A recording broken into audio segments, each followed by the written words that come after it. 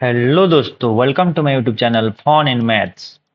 आज हम देखने वाले हैं 10th क्लास सीबीएसई बोर्ड 2024 में आया हुआ कुछ क्वेश्चंस। ठीक है, ये पार्ट 2 होगा क्योंकि हम सीक्यू का क्वेश्चन नंबर 1 से लेकर 10 तक कंप्लीट कर चुके हैं। आज देखेंगे क्वेश्चन नंबर 11 से क्वेश्चन नंबर 20 तक। ठीक है, तो चलिए आगे बढ़ते हैं। क्वेश्चन नंबर 11 क्या लिखा हुआ है? If the distance between the points 3, -5 and x, -5 is 15 units, then the value of x are। तो वैल्यू ऑफ x क्या होगा? तो यहाँ पर बोला है, चलो इसे बना लेते हैं। यहाँ पर बोला है कि ये वाला जो पॉइंट है ये कितना दिया हुआ है 3, -5 एंड दूसरा कितना लिखा हुआ है x, -5 और जो डिस्टेंस है वो कितना यूनिट है 15 यूनिट है। दैट मीन्स डिस्टेंस फॉर्मूला से निकालना पड़ेगा ये। This is x1 y1 and this is x2 y2। तो चलिए डिस्टेंस फॉर्मूला अप्लाई करके इसको सॉल्व करते हैं। तो ये हो जाएगा x2 - x1 होता है, क्या होता है x2 - x1 whole square plus y2 - y1 whole square under root is equal to कितना होगा 15 यूनिट होगा। ठीक है, वो दिया हुआ है।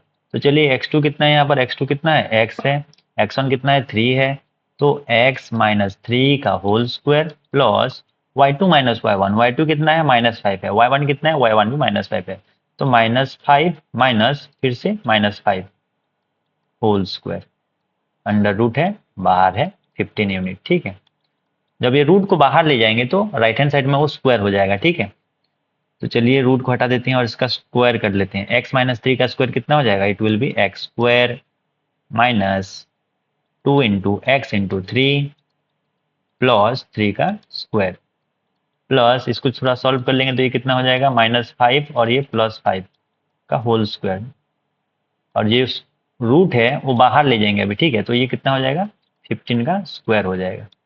अब इसको थोड़ा सॉल्व करते हैं। एक्स स्क्वायर माइनस 3 इंटू 2 कितना हो जाएगा 6x हो जाएगा, प्लस 3 का स्क्वायर 9 हो जाएगा और ये -5 +5 कैंसिल आउट होकर 0 हो जाएगा। ठीक है, तो 0 हो गया ये, प्लस 0 इज इक्वल टू कितना 15 का स्क्वायर, 15 का square this equal to x square minus 6x plus 9 is equal to ये हो जाएगा 2 to 5, 15 का स्क्वायर। इधर सॉल्व कर लेते हैं अभी।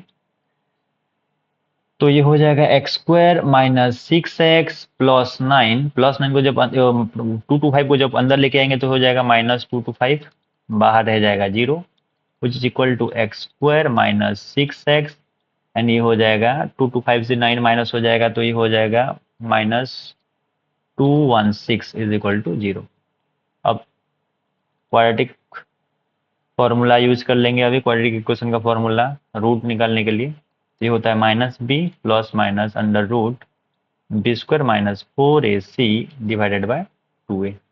तो ये हो जाएगा -b, मतलब यहाँ पर -6 है तो ये हो जाएगा -6 प्लस माइनस अंडर रूट में कितना लिखा हुआ है बी स्क्वायर मतलब हो जाएगा 36 -6 का स्क्वायर डायरेक्ट लिख रहा हूँ -4ac, 4 a तो 1 है, c कितना है 216 है, तो -216 तो प्लस हो जाएगा 4 into 1 into 216 divided by 2a तो 1 है तो 2 इंटू 1 2 ही होगा। इसको थोड़ा मिटा लेंगे यहाँ पर इधर वाला पार्ट को।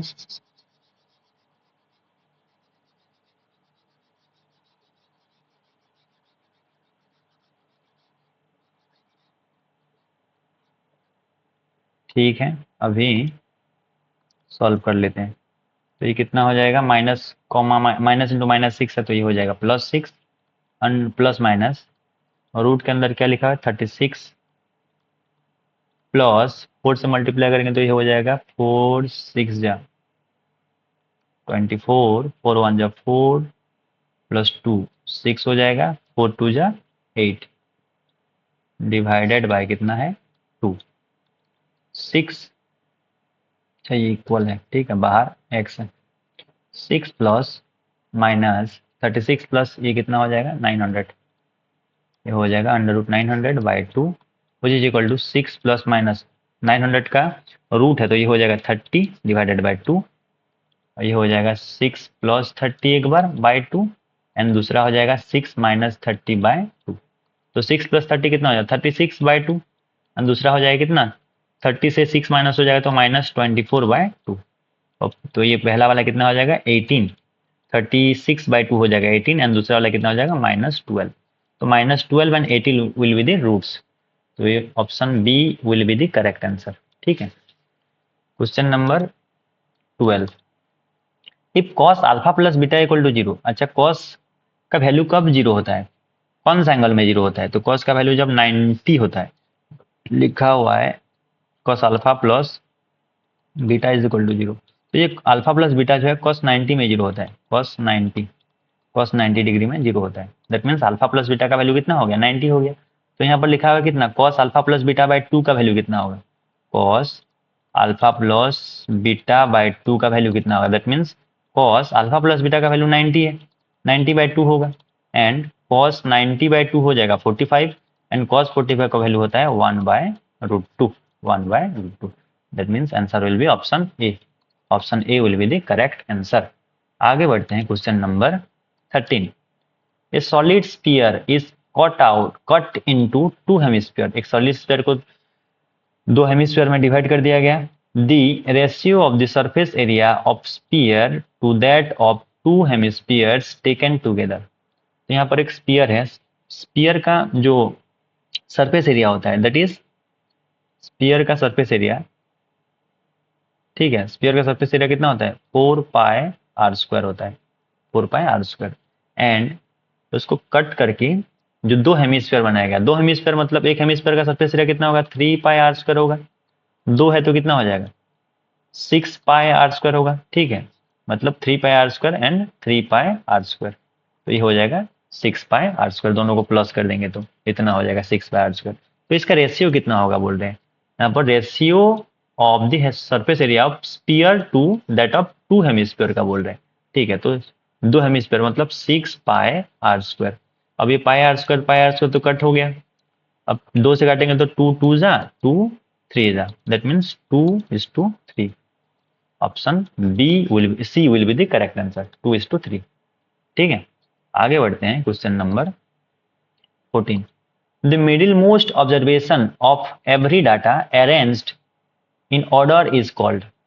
जब एक डाटा को अरेंज किया जाता है असेंडिंग ऑर्डर या डिसेंडिंग ऑर्डर में, ठीक है, असेंडिंग या फिर डिसेंडिंग में जब ऑर्डर अरेंज करते हैं, तो जो मिडिल मोस्ट ऑब्जर्वेशन होता है उसको हम कहते हैं मीडियन कहते हैं। ठीक है, ये तो पता ही होगा सबको, इजी क्वेश्चन था, मीडियन हो जाएगा क्वेश्चन का आंसर। आगे बढ़ते हैं, question number 15, the volume of the largest right circular cone that can be curved out from a solid cube of edge 2 centimetre.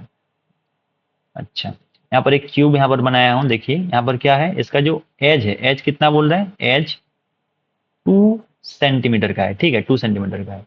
इसमें क्या करना है, लार्जेस्ट सर्कुलर राइट सर्कुलर कोन इसमें कर्व आउट करना है, यहाँ से बनाना है। तो इस तरह से क्या बनेगा, एक कोन बनाएंगे, जैसे कि इस तरह का कुछ होगा। ठीक है, इस तरह का कुछ, ये सॉलिड क्यूब है, सॉलिड क्यूब है, इसको इसमें से क्या निकालना है, एक कोन बनाना है। ठीक है, इसमें तो कोन बनाएंगे तो इस तरह से बनेगा। एंड यहाँ से यहाँ तक का दूरी कितना है, यहाँ से यहाँ तक का दूरी ये रेडियस होगा। पूरा टोटल कितना है, टोटल तो 2 है, टोटल कितना है 2 सेंटीमीटर है पूरा जो एज है क्यूब का। तो आधा यहाँ पर होगा, यहाँ से यहाँ पर इसको टच कर रहे हैं, आधा होगा, आधा मतलब 1। इसका जो रेडियस होगा कितना होगा, radius will be 1 centimetre. Radius क्या हो जाएगा, जो कोन का रेडियस होगा 1 हो जाएगा। ठीक है, तो यहाँ पर बोल रहे हैं वॉल्यूम निकालना है, volume of cone, volume of cone. ठीक है, वॉल्यूम ऑफ कोन क्या होता है, दिस इज 1/3 πr² होता है, πr²h। अच्छा, इसका जो हाइट होगा क्या होगा, हाइट ये ऊपर से लेके नीचे तक, ऊपर से लेके नीचे तक मतलब ये ही हाइट है, जो एज है, एज मतलब 2। ठीक है, तो 1/3 पाई को पाई रहना है, आर का वैल्यू हो जाएगा 1 का स्क्वायर इंटू एच, एच जो हाइट है वो एच के बराबर होगा, एच एच ई जो क्यूब का एज है मतलब 2। ठीक है, ये जो हाइट है वो 2 ही रहेगा, 2 सेंटीमीटर ही रहेगा, जो कि एच होगा। ठीक है, तो ये होगा वही 2 रहेगा, तो ये हो जाएगा कितना, 1 का स्क्वायर तो 1 होगा, 2 मल्टीप्लाई होगा तो ये हो जाएगा 2/3 पाई होगा, 2/3 पाई, 2/3 पाई, यही वाला हो जाएगा। Option D will be the correct answer, cubic centimetre, cubic centimetre. ठीक है, या फिर सेंटीमीटर क्यूब भी हो सकता है, लिख सकते हैं उसको। तो क्वेश्चन नंबर 15 का आंसर हो गया option D. Question number 16, two dice are rolled together, the probability of getting sum of numbers on the two dice as sum बोला है, यहाँ पर क्या बोला है, sum।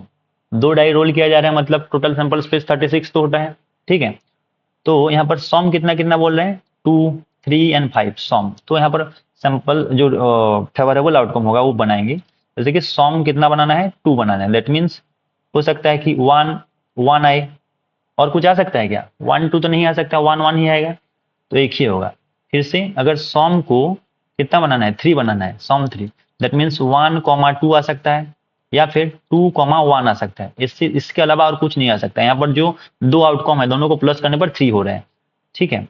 इससे सम अगर 5 बनाना है, सम अगर 5 बनाना है तो ये कितना होगा, 1, 4 हो सकता है, या फिर 4, 1 हो सकता है, या फिर 2, 3 हो सकता है, 2 3 5 होता है, ठीक है, या फिर 3, 2 हो सकते हैं, ये हो सकता है। इससे ज्यादा तो और कुछ होगा ही नहीं, ठीक है, जितना ही पॉसिबिलिटीज है। तो कितना हो गया, 1, 2, 3, 4, 5, 6, 7, 7 हो गया, 7 आउट ऑफ 36, क्योंकि इसके जो जब दो डाई को रोल किया जाता है तो टोटल सैंपल स्पेस होता है 36, तो इसका आंसर हो जाएगा 7 आउट ऑफ 36, 7/36 प्रोबेबिलिटी हो जाएगा, ठीक है। क्वेश्चन नंबर 16 हो गया। क्वेश्चन नंबर अभी देखेंगे 17। Question number 17, the centre of a circle is at 2, 0। एक सर्कल का सेंटर यहाँ पर बोल रहे हैं, ये कितना है, 2, 0, ठीक है। If one end of A diameter is 6, 0, एक एंड यहाँ पर ऐसे ड्रॉ कर ले रहा हूँ, एक एंड कितना है, 6, 0 है। Then the other end is, तो दूसरा एंड निकलना है, ये वाला इधर वाला एंड निकलना है, ठीक है। तो देखो यहाँ पर, अच्छा यहाँ पर ऐसे अगर ड्रॉ कर लेते हैं, अच्छा इधर कितना यूनिट, एक्स का कितना यूनिट जा रहा है, एक्स का कितना यूनिट जा रहा है यहाँ से यहाँ तक, 2 से 6 जा रहा है, मतलब 4 यूनिट जा रहा है। तो इधर भी 4 यूनिट आना चाहिए क्योंकि रेडियस है, ठीक है। तो 4 यूनिट मतलब कितना, 2 है, तो इधर -2 तक आएगा, ठीक है। इसको ऐसे ओरली भी कर सकते हैं, जैसे कि ये सेंटर है, अच्छा एक्स एक्सिस को यहाँ पर ड्रॉ कर ले रहा हूँ, एक्स एक्सिस को यहाँ पर ऐसे 2, 0 मतलब यहाँ पर 2, 0 है, ये 2, 0 है, एंड ये हो जाएगा 3, 0, इधर हो जाएगा 4, 0, फिर हो जाएगा 5, 0, ऐसे यहाँ पर 6, 0, ये 5, 0, यहाँ पर ये 6, 0 है। यहाँ से 1 2 3 4 यूनिट गया, फिर से इधर से आएगा 4 यूनिट, मतलब 1 2, यहाँ पर 1, 0 होगा, एक 1, 0, ये 0, 0 है, ठीक है। 1, 0, 0, ये -1, 0, फिर -2, 0 तो यहाँ पर होगा, ठीक है, -2, 0 ये होगा, देखिए 1 2 3 4, इधर भी 4 यूनिट जा रहा है, 4 यूनिट, एंड इधर भी यहाँ से इस वाला पॉइंट से 1 2 3 4 से होगा। तो ये जो पॉइंट होगा इस दिस विल बी -2, 0, ठीक है। ये हो जाएगा ऑप्शन सी। इसको इसे ओरली सॉल्व कर सकते हैं, या फिर डिस्टेंस फॉर्मूला लगा के भी इसको यूज सॉल्व कर सकते हैं। आगे बढ़ते हैं, क्वेश्चन नंबर 18।